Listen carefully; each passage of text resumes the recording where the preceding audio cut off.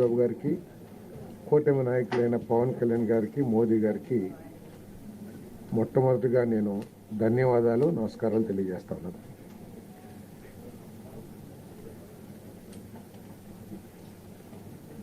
కూటమి నాయకులైన చంద్రబాబు నాయుడు గారు, పవన్ కళ్యాణ్ గారు, మోడీ గారి మీద అనేక ఆకాంక్షలతో,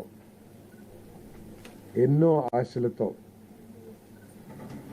చరిత్రలో లేని విధంగా అఖండ విజయం చేకూర్చిన ప్రజలకి, కూటమి కార్యకర్తలకి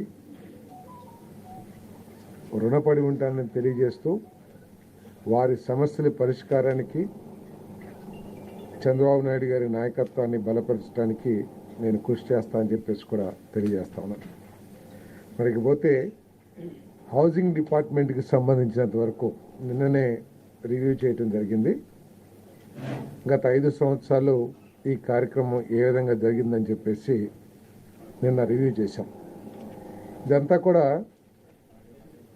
నేతి బీరకాయ, వైఎస్ఆర్ కాంగ్రెస్ ప్రభుత్వంలో నేతి బీరకాయ సామెత గుర్తొచ్చే విధంగా ఈ హౌసింగ్ ప్రోగ్రాం జరిగిందని చెప్పేసి మీ అందరికీ తెలియజేస్తా ఉన్నాను.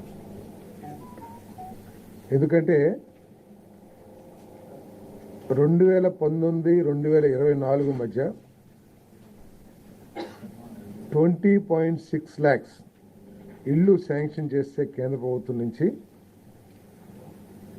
పేదవాళ్ళందరికీ ఇల్లు అని చెప్పి అట్టాసంగా చెప్పిన ప్రభుత్వం, గత ప్రభుత్వం కేవలం 6.8 లక్షలు మాత్రమే, 6.8 lakhs మాత్రమే కంప్లీట్ చేయగలిగింది. మిగిలిన 13.8 లక్షల ఇళ్ళు పూర్తిగా అసంపూర్తిగా ఉన్నాయి. దాంట్లో 5.5 లక్షల ఇళ్ళు అసలు ప్రారంభం కూడా కాలేదని చెప్పేసి మనం చేస్తాం. లేకపోతే చాలా గొప్పగా చెప్తూ ఉండేవాళ్ళు గత ప్రభుత్వం, అందరూ కూడా మీ అందరికీ తెలిసిందే, పేదల ప్రభుత్వం, ఎస్సీ ఎస్టీ బీసీల ప్రభుత్వం అని చెప్పిన గత ప్రభుత్వం గృహ నిర్మాణంలో మాత్రం ఈ పేద వర్గాలందరికీ కూడా అన్యాయం చేసిందని చెప్పేసి మనం చేస్తా ఉన్నా. నేను ఏ విధంగా అంటే తెలుగుదేశం ప్రభుత్వం హయాంలో అంటే 2014-2019 మధ్యలో 2,50,000 యూనిట్ కాస్ట్గా ఉన్న గృహం యూనిట్ కాస్ట్గా ఉంటే ఈ ప్రభుత్వం వచ్చిన తర్వాత, వైసీపీ ప్రభుత్వం వచ్చిన తర్వాత ఆ యూనిట్ కాస్ట్ని మొత్తం 1.8 lakhsకి తగ్గించేసింది. తగ్గించటమే కాకుండా రూరల్ కొన్ని అర్బన్ డెవలప్మెంట్ ఏరియాలు అయితే రాష్ట్ర ప్రభుత్వం ఒక్క పైసా కూడా బెనిఫిషరీకి ఇవ్వాల. మున్సిపల్ పరిధిలో మాత్రం 10,000 మాత్రం ఇచ్చారు, 30,000 మాత్రం ఇచ్చారు. 2014-19 మధ్యలో చంద్రబాబు నాయుడు గారు ముఖ్యమంత్రిగా ఉన్నప్పుడు ₹1,00,000 రాష్ట్ర ప్రభుత్వ వాటాగా ఈ స్కీమ్ని నిర్వహించారని చెప్పేసి ఈ సందర్భంగా తెలియజేస్తా ఉన్నాను. నేను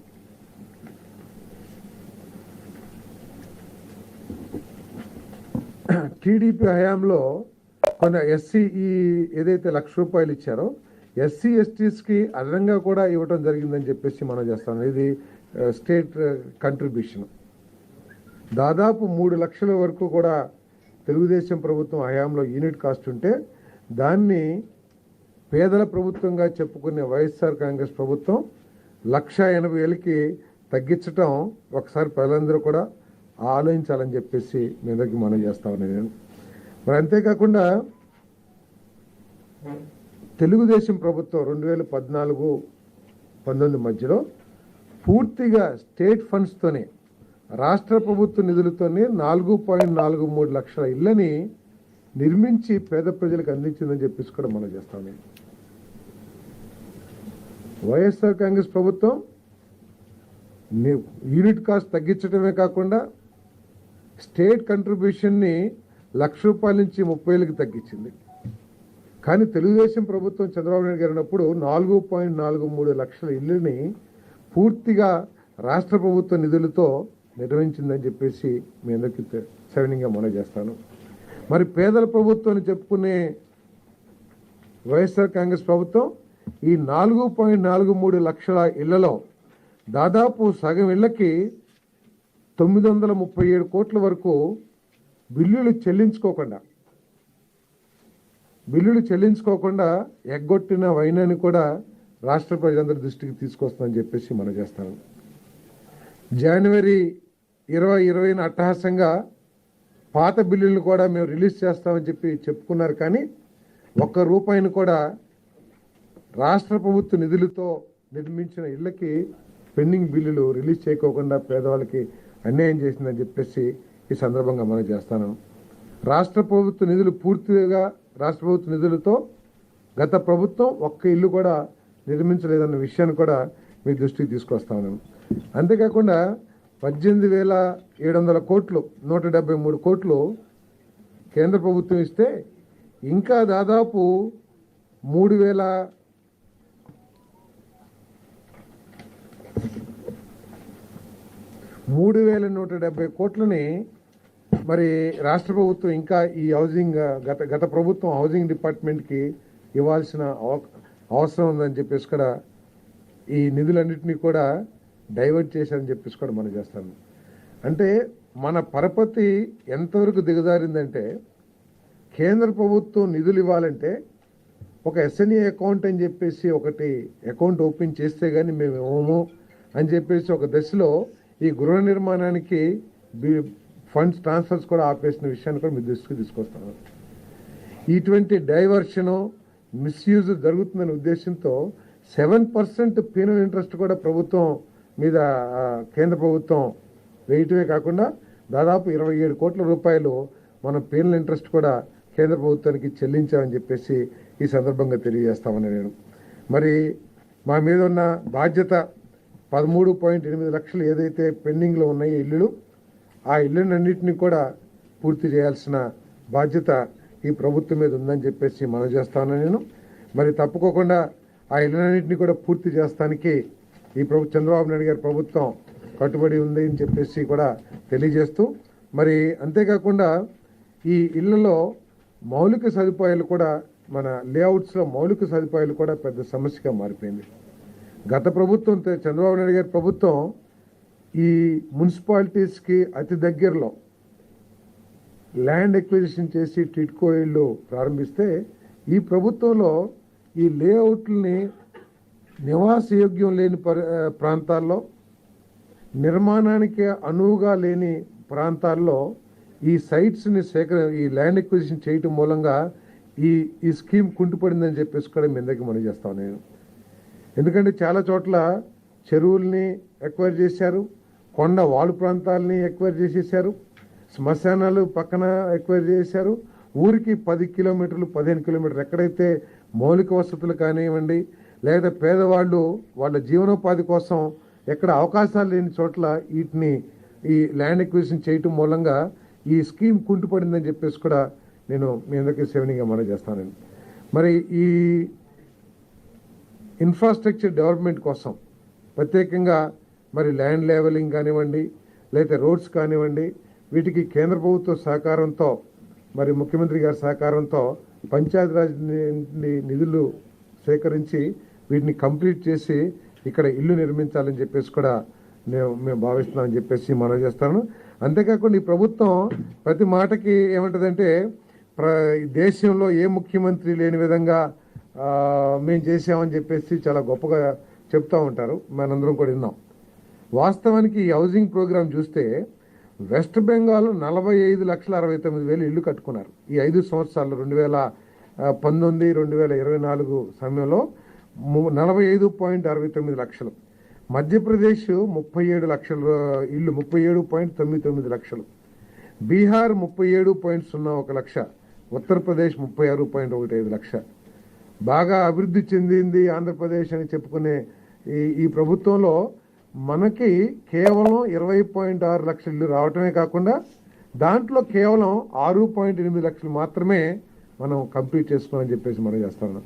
అంటే దేశమంతా పేదవాళ్ళకి ఇల్లు ఏర్పాటు చేసే కేంద్ర ప్రభుత్వ సహకారంతో ఇల్లు ఏర్పాటు చేసే అవకాశం ఉన్నా కూడా ఈ ప్రభుత్వ నిర్లక్ష్య ధోరణి కానివ్వండి, నిధుల మిస్యూజు, డైవర్షన్ కానివ్వండి, దాని మూలంగా ఈ గృహ నిర్మాణ పథకం మొత్తం కూడా కుంటుపడిందని చెప్పేసి మనం చేస్తూ దీన్ని మళ్ళీ గాడిలో పెట్టి పేదవాళ్ళందరికీ కూడా ఇల్లు ఇచ్చే కార్యక్రమాన్ని ఈ ప్రభుత్వం చేయబోతుందని చెప్పేసి మేము అందరికీ సెవెనింగ్ అమలు చేస్తాం.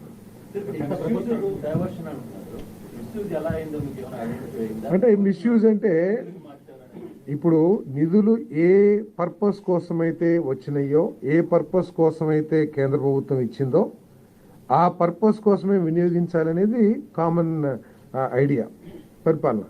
ఎప్పుడైతే ఆ నిధులు సంబంధిత శాఖకి ట్రాన్స్ఫర్ కాలేదో ఆ నిధులు మిస్యూజ్ అయిపోతాయి. దేనికి వాడినా కూడా అది మిస్యూజ్ అయినట్టే.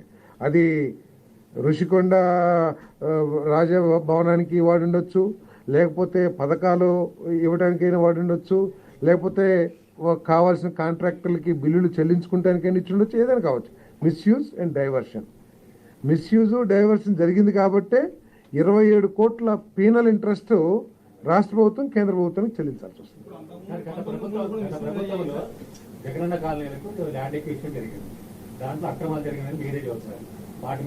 అక్రమాలంటే అంటే ఇళ్ల నిర్మాణానికి అనువుగా లేని ప్రాంతాలని, అంటే బాధ్యతారహితంగా కానివ్వండి, లేకపోతే ఇక్కడ కట్టొచ్చా లేదా అనే దాని మీద ఒక ప్రాపర్ అసెస్మెంట్ లేకోకుండా ల్యాండ్ ఎక్విజిషన్ జరిగింది. తర్వాత ఇప్పుడు ల్యాండ్ ఎక్విజిషన్ జరిగిన తర్వాత మనందరం చూస్తూ ఉంటాం లేఅవుట్స్, ప్రైవేట్ లేఅవుట్స్. వాళ్ళు ఏం చేస్తారు, ముందు రోడ్లు, కరెంటు, డ్రైనేజ్, ఆ ఫెసిలిటీస్, మినిమం ఫెసిలిటీస్ క్రియేట్ చేసినాక బెనిఫిషరీస్ కానీ కొన్ని వాళ్ళు కానీ వచ్చి కొనుక్కుంటారు. ఇక్కడ ఏమైంది, ఎక్కువగా ఏంటంటే ఈ ప్రాంతాల్లో చూస్తేనేమో మాగాణి భూములే ఉంటాయి. మాగాణి భూములు తప్ప ఇంకేం ఉండవు ఇళ్ల స్థలాలకి. సో మాగాణి భూముల్ని మనం సేకరించినప్పుడు దాన్ని ఫిల్లింగ్ కానివ్వండి, రోడ్లు కానివ్వండి, లేదా డ్రైన్లు కానివ్వండి, విద్యుత్ బాగానే చేస్తారు, దాదాపు 70-80% కంప్లీట్ అయింది. కానీ రహదారులు, డ్రింకింగ్ వాటరు, ఈ ఫిల్లింగ్ లేక చాలామంది ఇల్లు కట్టుకుంటలేదు. ఇల్లు కట్టుకున్న వాళ్ళు కూడా ఈ వసతులు లేక తాళాలేసి మళ్ళీ పాత గృహాల్లో నివసించే పరిస్థితి ఈరోజు ఉంది. కాబట్టి ఇన్ఫ్రాస్ట్రక్చర్ డెవలప్మెంట్ కూడా ఒక పెద్ద ఛాలెంజ్ అవుతుంది.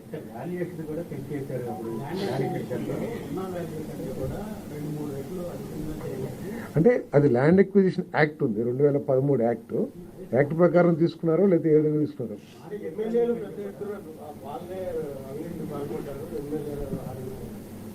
అంటే ఈ హౌసింగ్ డిపార్ట్మెంట్కి ల్యాండ్ ఎక్విజిషన్కి సంబంధం లేదు.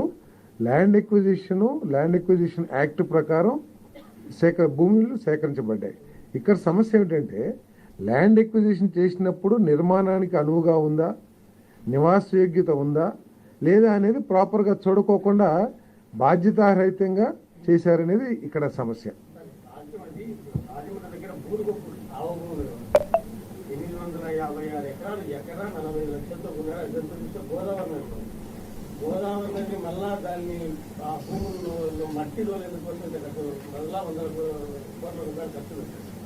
అదే అంటున్నాను, అదే నేను చెప్పేది ఏంటంటే మీకు నిర్మాణానికి అనువుగా, నివాసయోగ్యానికి అనువుగా లేని ప్రాంతాల్లో అక్కడ ఆ భూములు అంటున్నారు, అక్కడ వేరే భూములు తీసుకోవచ్చు. ఇంకా కృష్ణా గుంటూరు జిల్లాలో అనుకోండి, డెల్టా ఏరియాస్ ఉన్నాయి అనుకోండి, అక్కడ ఓన్లీ అగ్రికల్చర్ ల్యాండ్సే ఉంటాయి, వెట్ ల్యాండ్సే ఉంటాయి. మనకి మెరక భూములు, డ్రై ల్యాండ్స్ కానీ లేదా అప్ ల్యాండ్స్ కానీ దొరకవు. కాబట్టి అవి తీసుకున్న వాటిని నివాసయోగ్యంగా కానీ నిర్మాణయోగ్యంగా కానీ ఏ విధంగా చేయాలని ఒక ప్రణాళిక లేకపోవటం మూలంగా అక్కడంతా కూడా ఈ లబ్ధిదారులు ఇబ్బంది పడుతున్నారు అనేది మీకు తెలియదు. ఇప్పుడు ఆ ల్యాండ్ కి సంబంధించి దాంట్లో లోకల్ గా ఉన్న ఎమ్మెల్యేలు వాళ్ళకి కావాల్సిన భూములు కూడా కొంత ఆడపెట్టి దాన్ని కూడా కొనుక్కునే డబ్బులు వాళ్ళు జోబులో వేస్తున్నారు. అది మీకేమన్నా ఇన్ఫర్మేషన్ ఉందా? అంటే ఎమ్మెల్యేలకు సంబంధించిన ఎన్ని కోట్లు నేను చెప్పేది ఏంటంటే ఎమ్మెల్యేలు సేకరించినా లేకపోతే ప్రభుత్వం సేకరించినా అవి నివాసయోగ్యం, నిర్మాణయోగ్యమా కాదా అనేది ఇక్కడ సమస్య. తర్వాత వాళ్ళు ఆ రోజు ఏ యాక్ట్ ప్రకారం, ల్యాండ్ ఎక్విజిషన్ యాక్ట్ ప్రకారం ఏదైతే చెల్లించాలో, ల్యాండ్ ఎక్విజిషన్కి ఒక యాక్ట్ ఉంది కదా, పార్లమెంట్ చేసిన యాక్ట్, ఆ యాక్ట్ ప్రకారమే చేశారని అనుకుంటున్నాము. ఒకవేళ యాక్ట్ ప్రకారం చేయకపోతే తప్పకుండా చర్యలు తీసుకుంటామో ఎంక్వైరీ చేయటమో జరుగుతుంది. ల్యాండ్ ఎక్విజిషన్ యాక్ట్ ప్రకారం తీసుకున్నా అవి నివాసయోగ్యమా నిర్మాణయోగ్యమా కాదనేది ప్రాపర్గా అసెస్మెంట్ జరగలేదనేది ఇక్కడ సమస్య. తీసుకున్న తర్వాతనే సరే వాటిని డెవలప్మెంట్ చేసి ప్రాపర్గా ప్లానింగ్గా చేయలేనిది ఇక్కడ సమస్య.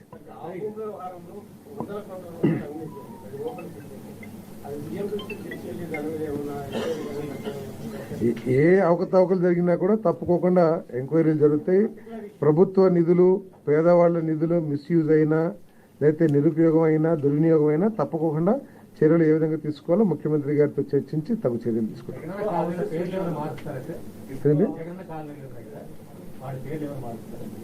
తప్పకుండా ఆలోచన చేస్తారు. ఇప్పుడు దాకా అయితే దాని మీద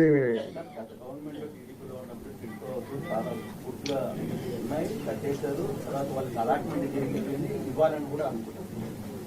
2019 ప్రభుత్వం మారిన తర్వాత వాటిని ఇవ్వకుండా మార్చారు, వాటికి రంగులు మార్చారు, బ్లూ రంగులు మార్చారు. సో ఇప్పుడు దాని లోపలికి పోలేని పరిస్థితి. అవును, పూర్తిగా ఇళ్ళన్నీ నాశనం అయిపోయాయి. ఎక్కడికి చక్కా తయారైపోయింది. ఎవరైతే వాళ్ళు దాన్ని ఆక్యుపై చేసుకున్నారు అసెంబ్లీ కార్యక్రమాలు గంటగా.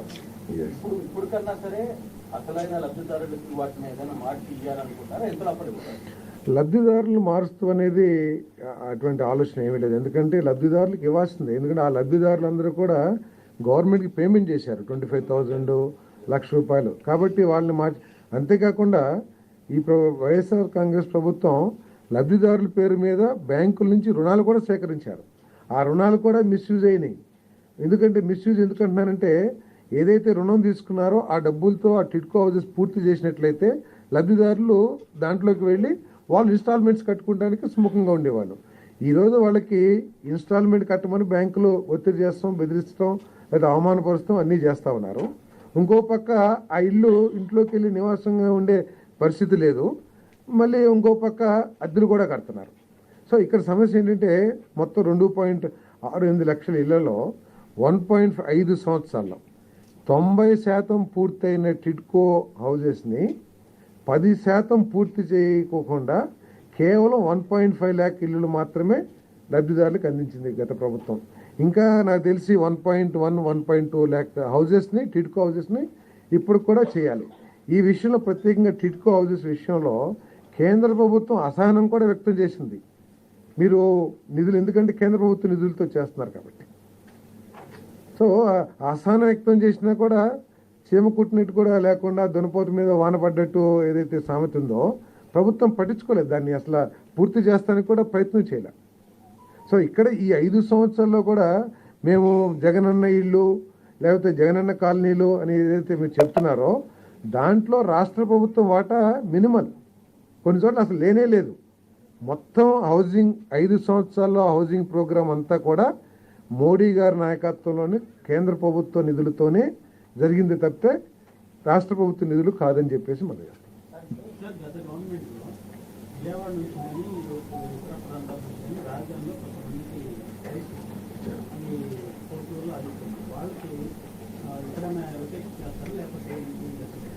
ఇప్పుడు ఎలాంటి మీరు చెప్పినట్లు కోర్టులో ఉన్నాయి కాబట్టి కోర్టు కేసులు ఏ పరిస్థితిలో ఉన్నాయనేది ఒకసారి రివ్యూ చేయాల్సిన అవసరం ఉంది. సో దాని మీద ప్రభుత్వం ఒక ఆలోచన చేయాలి. ఎందుకంటే అమరావతిని మళ్ళీ ఇంటర్నేషనల్ సిటీ లాగా అభివృద్ధి చేయాలని చెప్పేసి పనులన్నీ త్వరితగతిన జరుగుతున్నాయి. సో ఈ కోర్టు లిటిగేషన్స్ని ఏ విధంగా అధిగమించాలి ఇవన్నీ కూడా ప్రభుత్వం ఒక ఆలోచన చేయాల్సిన అవసరం.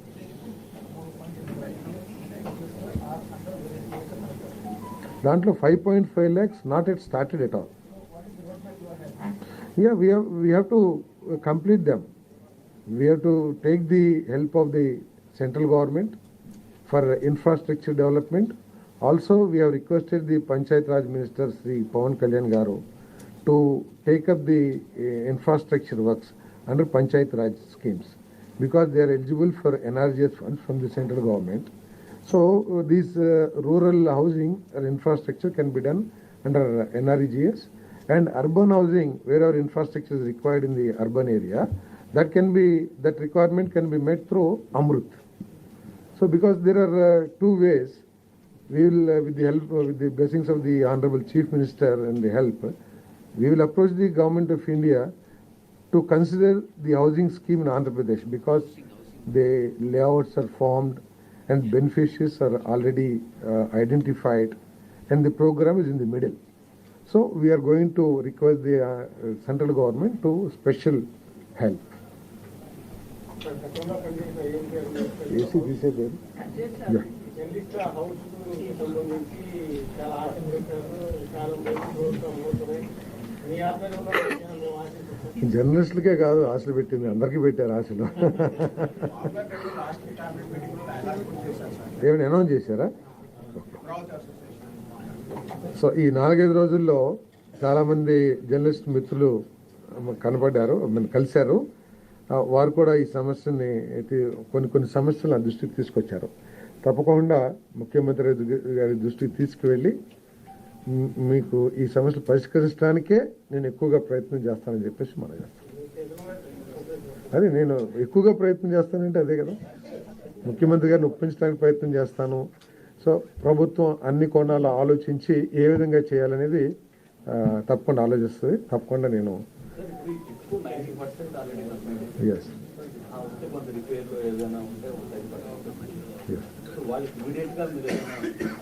తప్పకుండా 1 yearలో 1.5 yearలో చేయాలనేది యాక్చువల్గా ఏంటంటే అది మున్సిపల్ అడ్మినిస్ట్రేషన్ చూస్తుంది కాబట్టి, బట్ నాకున్న సమాచారం ఏంటంటే 1.5 yearలో వీటిని కంప్లీట్ చేయాలి.